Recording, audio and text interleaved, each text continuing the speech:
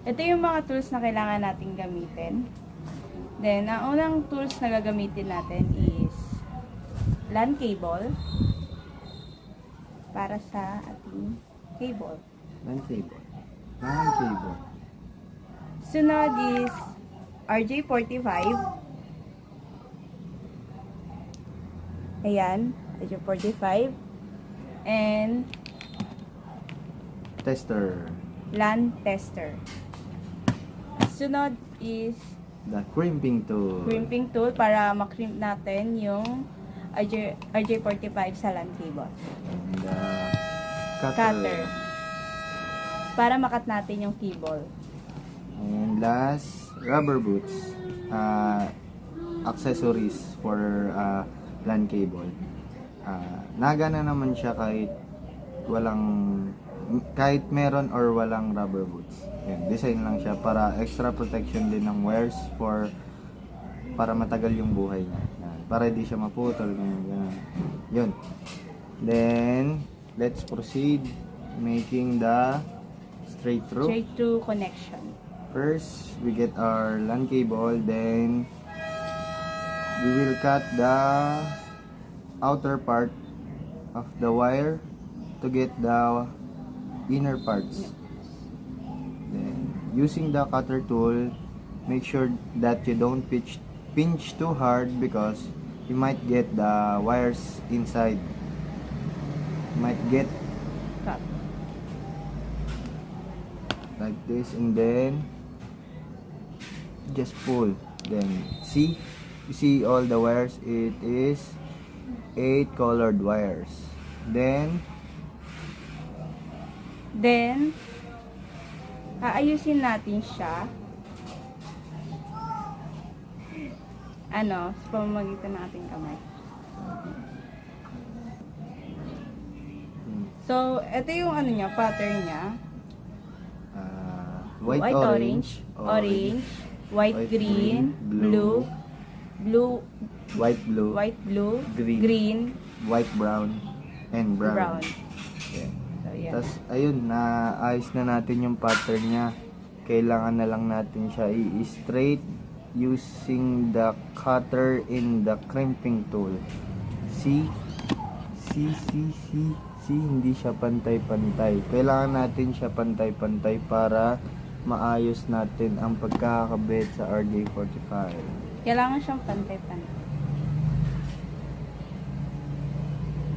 Pero may RJ45 naman is pass-through siya. So, kahit hindi mo na siya pantayin, ipapasok mo lang siya. Then, dito mo lang siya ikakat. Lalabas yung wire dito. Pero sa natin ngayon is hindi po siya pass-through. So, kailangan natin siyang pantayin.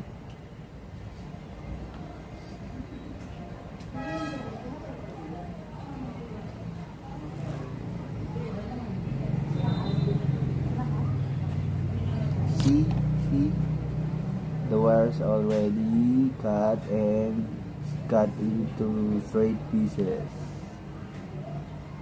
Ngayon na ipapasok na natin yung wire sa RJ45.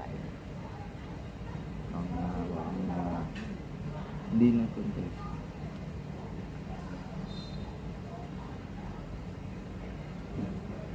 So ngayon, nakapasok na siya sa RJ45 at kailangan makikita mo dito sa dulo kung nakapasok ba talaga siya ng todo.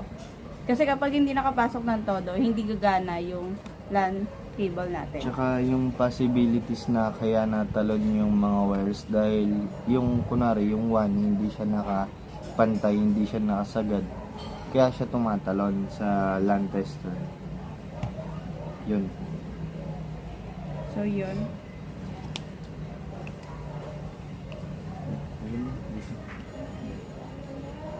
So ngayon, ilalagay na natin siya, i-crimp na natin siya, ilalagay natin siya sa crimping tool. So ganito siya. Hanapin niyo lang yung dito, yung design na ganito. So ipapasok natin siya dito. Then i-crimp natin. Kailangan may tumunog. which is tumunog na siya.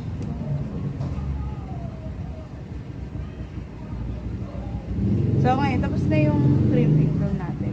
Ay, yung LAN cable natin. LAN cable. Sorry. LAN cable is a two-way part. So, yung first part nagawa na natin. So, yung kabila naman. Let's do the cutter thing and then cut the outer part, the wire again. Just make sure that you don't pinch too hard. Yeah. See. Then Same pattern lang yung gagamitin natin. which is White orange, orange, white green, blue, white blue, green, white brown, and brown.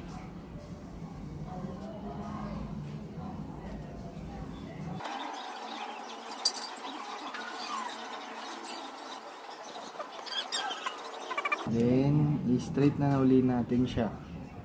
Ikakat natin siya gamit ang crimping tool.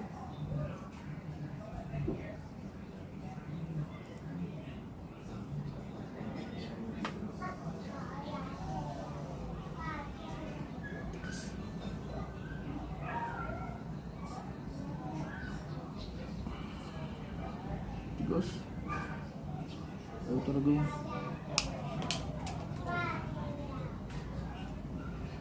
Then, straight na uli siya.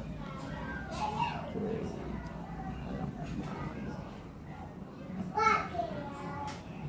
So, pag straight niya ulit, babasok na natin ulit ang RJ45.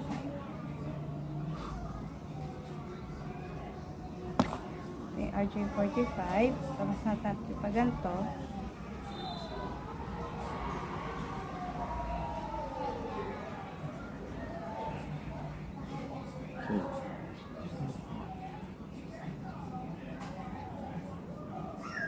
So, yan. Napasok na natin siya. Then, i-crimp na natin siya.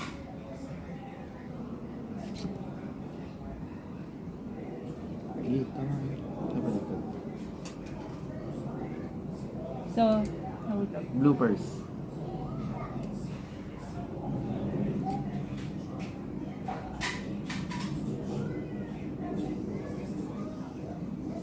Yan. Then, i-crimp natin siya.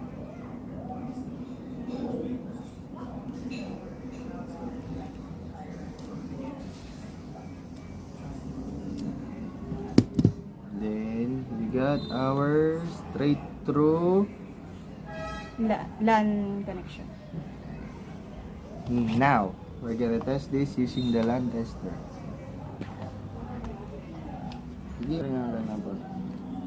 Now, we're gonna use the tester. Then, see. Ay siya. So, 1:1, 2:2, 3:3, and so on. So, magagamit mo siya. Magagamit mo na siya sa internet niya. And that's all for the straight through connection. Thank you.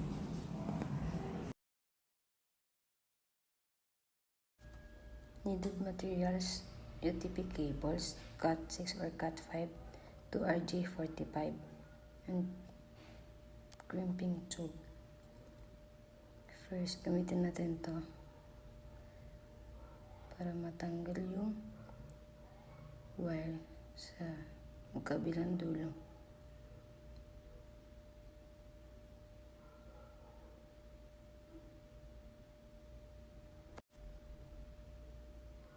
Ikot-ikotin lang.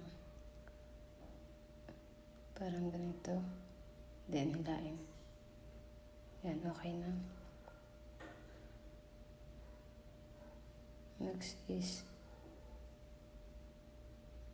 side A, unahin. Pag-iwalayin yung mga wires na nakaikot, na nakatwist. Pagkatapos paghiwalayin, pag magkahiwalay na, pagsunod-sunod rin ayon sa colors. white orange, orange, white green, blue, white blue, green, white brown, and brown. Use crimping tool to cut para pantay-pantay din ilagay sa RJ45. Then, after nyan, proceed sa side 2. Dahil crossover ito, unahin natin is first is white green, second green, third white orange, fourth blue, fifth white blue. Next is orange, white, brown, and brown. Then, pagdikit-dikitan and to cut, use crimping tool. If pantay na siya, make sure na isagad ang dulo. Yan, check lang. Then, pang-lock is crimping tool ulit para hindi siya maalis sa wire. Yan, okay na siya. The last part is testing if nagana yung ating crossover cable.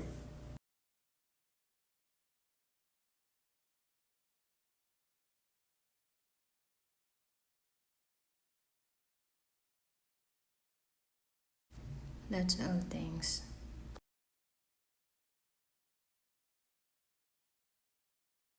So, first is kuha tayo ng cable, then gamit ang crimping tool. So, mas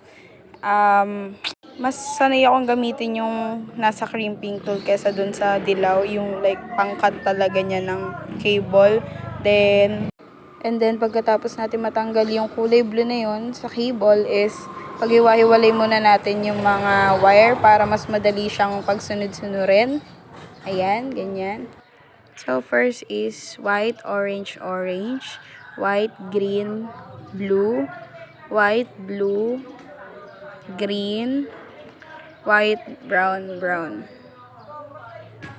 So, pagkatapos natin pagsama-samahin yun is kailangan ayusin din i-cut yung mga wire ng straight para mapasok natin dun sa RJ45. Yan, ganyan. Then, tignan mo na kung hanggang dulo na yung wires sa RJ45 kasi baka magkamali ka. Pagkatapos mo naman mapasok lahat ng wires dun sa pinakadulo is i-crimp mo na. Ganun ulit gagawin katulad ng kanina sa unahan. Then, cut, and then first is brown, white, brown, green, white, blue, blue, white, green, orange, white, orange. Pagtapos natin pagsunod-sunurin yung kulay, sa kabila is swak na natin yung RJ45. Ipasok na natin yung wire dun sa RJ45. Tignan muna kung hanggang dulo sabay crimp. Yan. And then, try to test if nagana. Let's go!